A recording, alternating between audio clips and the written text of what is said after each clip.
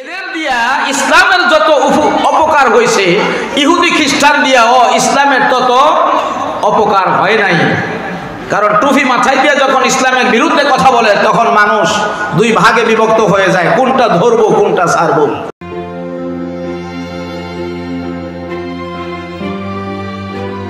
ملائكته يصلون على النبي يا أيها الذين آمنوا صلوا عليه وسلموا تسليما اللهم صل على محمد وعلى آل محمد كما صليت على إبراهيم وعلى آل إبراهيم إنك حميد مجيد اللهم بارك على محمد وعلى آل محمد كما باركت على إبراهيم وعلى آل إبراهيم إنك حميد مجيد لا إله إلا الله لا إله إلا الله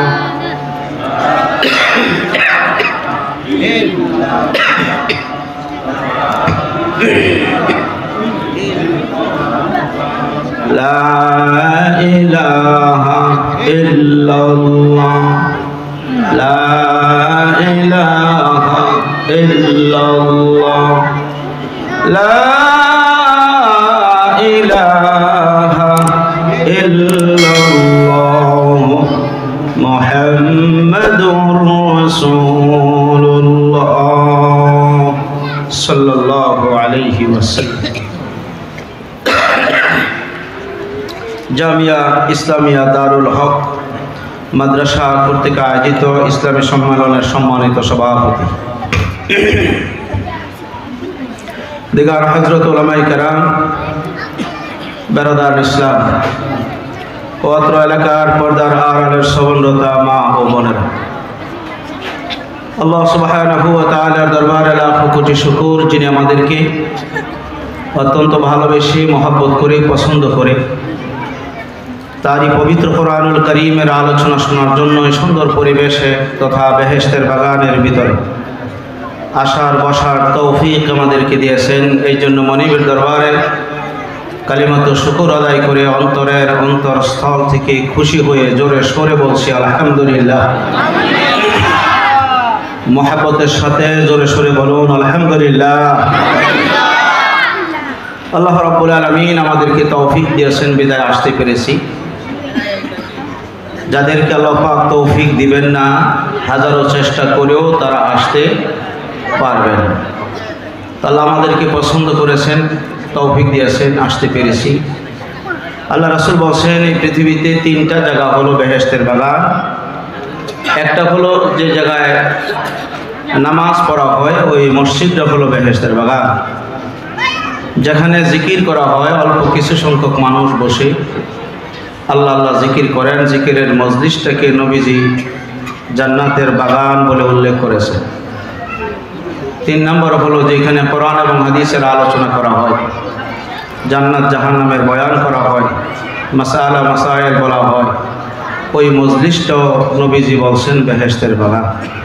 আল্লাহ পাক আমাদেরকে বেহেশতের বাগানেই বসার সুযোগ করে দিয়েছেন। এই জন্য আবারও বলি আলহামদুলিল্লাহ। সময় যেহেতু কম, এশার নামাজের পরেই আমার মহব্বতের মানুষ জনাব হযরত মাওলানা আল্লামা খালেদ সাইফুল্লাহ আইয়ুবী হুজুর বয়ান করবেন আলহামদুলিল্লাহ। এই জন্য আমি এশার নামাজের আগে অল্প কিছু আলোচনা করব। আল্লাহ পাক যেন আমাকে তৌফিক দেন কিছু কোরআন এবং হাদিস থেকে আলোচনা করার। আমরা সবাই মিলে আল্লাহুম্মা আমিন। পবিত্র কোরআনুল কারীমে যেরকম নামাজের কথা আছে, রোজার কথা আছে, হজের কথা আছে, যাকাতের কথা আছে, মা বাবার খেদমতের কথা আছে, ঠিক তদ্রূপ আল্লাহর জমিনে আল্লাহর দ্বীন কায়েম করার জন্য জিহাদ ফি সাবিলিল্লাহর কথা হোক কোরআন শরীফেই আছে, ঠিক না? এটা কোনো ব্যক্তি যদি অস্বীকার করে আর জেহাদটাকে যদি রাজনীতির সাথে মিলাইয়া দেয়, যারা জেহাদ করবে এদেরকে যদি সন্ত্রাসী বলে আখ্যায়িত করে, আমি মনে করি সে কোরআনকে অস্বীকার করবে। আর যারা কোরআনকে অস্বীকার করবে, আল্লাহকে অস্বীকার করলো, তার ঈমান থাকবে না, সে কাফেরে পরিণত হয়ে যাবে, ঠিক না? তো আমি আজকে একটা ব্যতিক্রম আলোচনা করব, যে আলোচনা আপনাদের এখানে কোনোদিন করি নাই। নামাজ রোজার কথা আল্লাহ কোরআনুল কারীমে বলছেন যে এইগুলি করো। নামাজের কথা, রোজার কথা, হজের কথা, যাকাতের কথা, এগুলি আল্লাহ হুকুম করছেন, এইগুলি করতে হবে। পাশাপাশি এমন কিছু জিনিস আছে যেগুলি আল্লাহ পাক নিষেধ করছেন, ওইগুলিও আমরা যারা মুসলমান দাবি করি, এইগুলি আমাদের বর্জন করতে হবে। আল্লাহ যা হুকুম করছেন তা করতে হবে, আল্লাহ যা নিষেধ করছেন তা বর্জন করতে হবে। যদি বর্জন না করি তাহলে আমাদের এই নামাজ রোজায় আল্লাহ পাওয়া যাবে না, জান্নাত পাওয়া যাবে না। যেমন সুদ খাওয়া হারাম, ঘোষণা কি মৌলবীদের ঘোষণা না আল্লাহর ঘোষণা? আরো জোরে, ঘুষ খাওয়া হারাম, ঘোষণা কার? জিনা না করা, জিনা করা যাবে না, জিনার বিরুদ্ধে কোরআনের আয়াত আছে না নাই? আছে। নিষেধ কে করছেন? আচ্ছা। ব্যভিচারে লিপ্ত হওয়া যাবে না, মা বাবার সাথে খারাপ আচরণ করা যাবে না, কে বলছেন? আল্লাহ। হিংসা বিদ্বেষ থাকা যাবে না, অহংকারিত ভাব নিয়ে চলা যাবে না, মুনাফিকি ভিতরে যেন না থাকে, মুনাফিকি নিয়ে চলা যাবে না। এইগুলি কার? কে বলছেন? আল্লাহ। খুব খেয়াল করে শুনবেন, রাসূল সাল্লাল্লাহু আলাইহি ওয়াসাল্লামের জামানায় মুনাফিক ছিল কিনা বলেন? ছিল। রাসূলের জামানায় মুনাফিক ছিল, বিদায়ী মুনাফিকদের বিরুদ্ধে আল্লাহ কোরআনের আয়াত নাজিল করছে, ঠিক না? বুখারী এবং মুসলিম শরীফের হাদিস, আল্লাহ রাসূল বলেন, ইদা হাদাস আয়াতুল মুনাফিকি সালাসা। মুনাফিক আপনি ধরবেন কিভাবে? এই মুনাফিক নিয়ে আজকে সংক্ষিপ্ত আলোচনা করব ইনশাআল্লাহ। আমাদের বাংলাদেশে বর্তমানে মুনাফিকদের সংখ্যাটাই বেশি, মুনাফিকদের সংখ্যা বেশি, এই জন্য এই বিষয়টা নিয়ে আলোচনা করা দরকার। তো আল্লাহ রাসূল বলছেন, আয়াতুল মুনাফিকি সালাসা, মুনাফিকের আলামত মাত্র তিনটা। ইদা হাদাসা কাযাবা, যখন সে কথা বলবে তখন মিথ্যা কথা বলবে। এখন আমিও যদি মিথ্যা বলি, আল্লাহ না করুক, আমি গুলজারি হুজুরও মুনাফিক। কোন আলেম যদি মিথ্যা কথা বলে, প্রমাণিত হয় যে এই লোকটা মিথ্যা বলছে, এ হুজুরও মুনাফিক। কোন চেয়ারম্যান সাহেব, কোন এমপি সাহেব, কোন মন্ত্রী মহোদয় যদি মিথ্যা প্রমাণিত হয়, তাহলে উনিও মুনাফিক। ছাড় নাই, কারোর ব্যাপারে কোনো ছাড় নাই। কথা ক্লিয়ার? ওয়া ইদা ওয়াদা আখলাফা, আল্লাহ রাসূল বলছেন 2 নম্বর আলামত হলো যখন সে ওয়াদা করবে, ওয়াদা করার পর ওয়াদা ভঙ্গ করবে, এটা হলো মুনাফিকের 2 নম্বর আলামত। বাংলাদেশে এমন লোক আসেনি যারা ওয়াদা করে ঠিকই, কিন্তু ওয়াদা অনুযায়ী কাজ করে না। ইলেকশনের আগে দেখবেন, আপনি যদি বলেন যে এটা কার্পেটিং তো করবেন, কিছু মাঝে মধ্যে রূপা লাগাইয়া দিয়েন, এটাও কিন্তু রাজি হইব যে রূপা দিয়ে ওই করা হবে, কিন্তু তারপরেও ভোট চাই, ক্ষমতা চাই। যখন ক্ষমতায় যায় তো ইটের সোলিংয়েরই খবর নেই, কার্পেটিং তো দূরের কথা। এইরকম ইতিহাস আমাদের বাংলাদেশে আছে না? বহুবার একটা রাস্তার, আমার বাড়ি তো নরসিংদী, একজন লোক এসে, একজন এমপি আমাদের পলাশ থানা, নাম বলার দরকার নাই, উনি এসে, আমি ওনার সামনে, আপনারা যেমন আমার সামনে বসা, উনি বলছেন যে আপনারা আমার জন্য একদিন কাজ করবেন, আর আমি যদি ক্ষমতায় যাই তাহলে আপনাদের জন্য আমি 5 বছর কাজ করব। আপনারা করবেন কয়দিন? একদিন। ভোট দিলাম, এমপি হইল, শুধু এমপি না মন্ত্রীও হইল। উনি দাঁড়াইয়া দোকানের সামনে দাঁড়াইয়া বলছিলেন যে চরসিন্দুর বাজার থেকে আপনাদের এই ব্রিজ পর্যন্ত আমি রাস্তা করে দেব ইনশাআল্লাহ। শুধু রাস্তাই করব না, রাস্তার পাশে সামনে যে ব্রিজটা আছে এখন সাঁকো আছে, আমি এটা ব্রিজ করে দেব। উনি এমপি হইলেন, মন্ত্রী হইলেন, মন্ত্রিত্ব চলেও গেল, 5 বছর খতম হইল, কিন্তু ব্রিজেরও খবর নাই, রাস্তারও খবর নাই।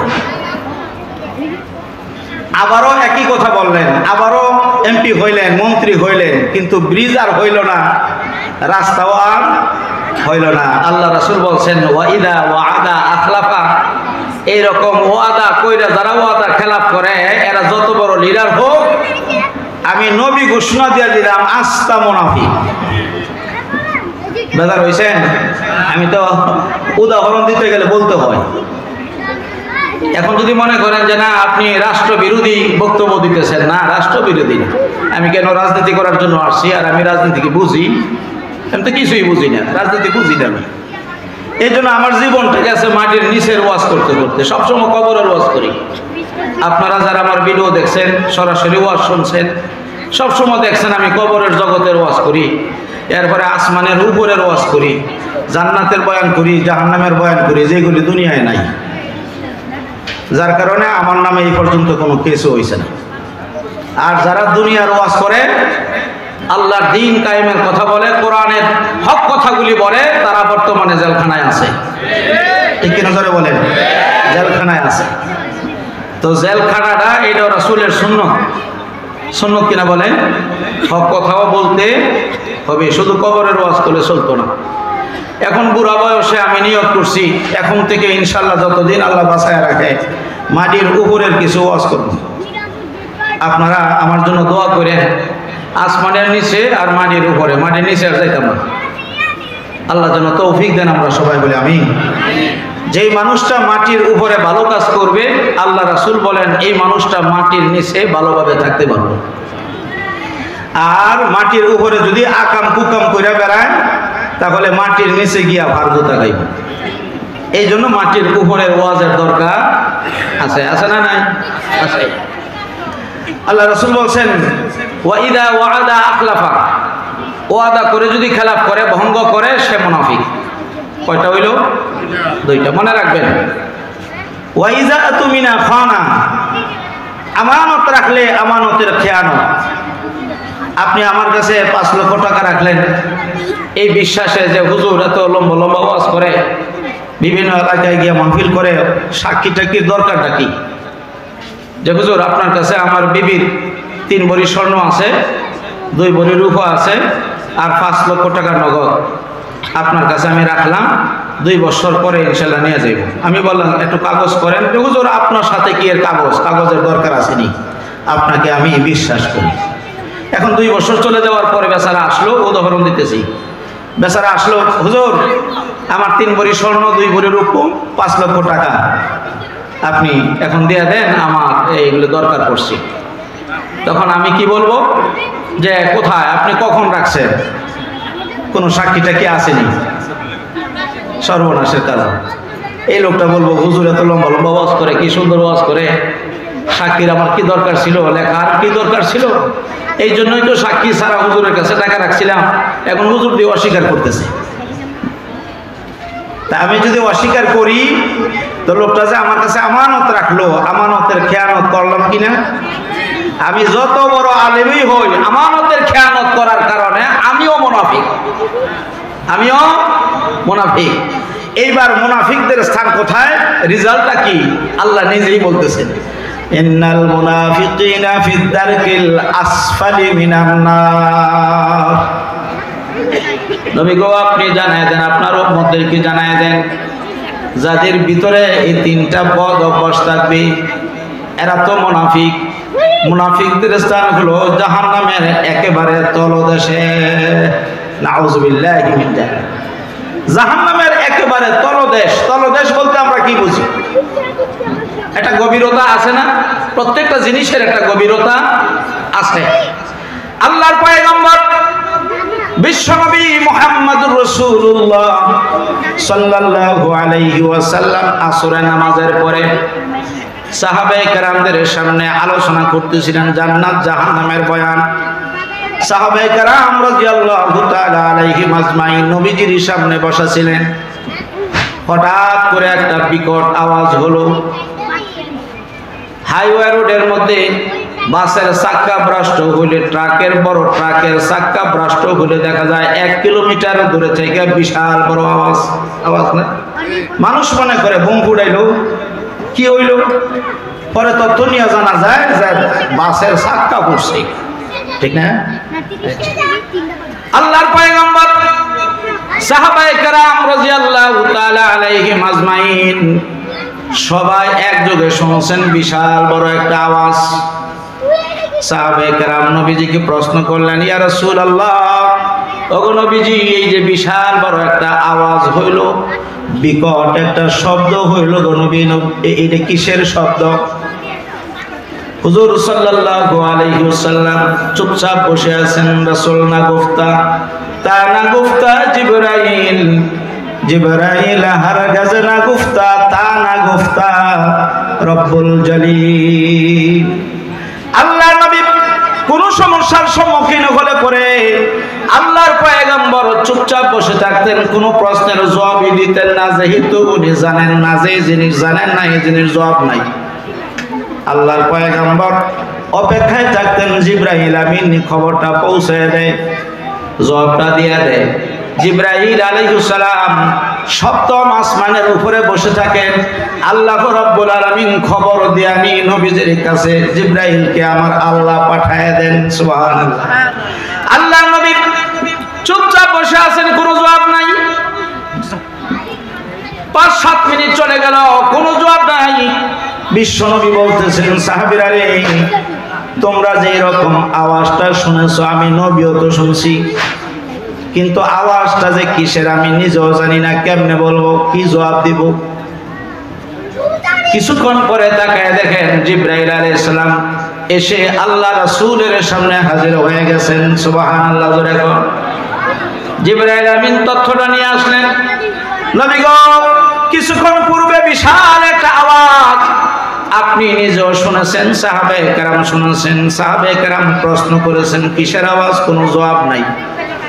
আল্লাহ রাব্বুল আলামিন আমাকে জানে পাঠিয়ে দিয়েছেন আপনাকে তথ্যটা দেওয়ার জন্য।